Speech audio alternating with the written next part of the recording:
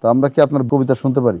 আমার একটা কাব্যগ্রন্থ থেকে একটি কবিতা পাঠ করছি, যেই কবিতাটির নাম দিয়ে আমার গ্রামের একটি জায়গার নাম হয়ে গিয়েছে আনন্দ ভুবন। ও ভাই, ব্যস্ততম জীবনে যদি স্বর্গ সুখ চাও, কসবা থানার সূর্য দিগল গ্রাম বল্লভপুরে যাও। গ্রাম তো নয় লোকের মেলা, বর্ষাকাল জোরে বড় বাঙ্গার বাঁশের সাঁকু মনে কিরে পড়ে।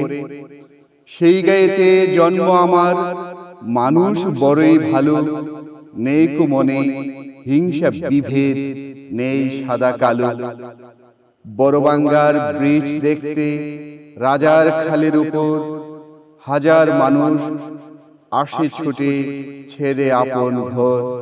কৃষক শহুরে আসে, আসে ছেলে মেয়ের দল, দু চোখ ভরে দেখে সবাই ঝিকিমিকি জল।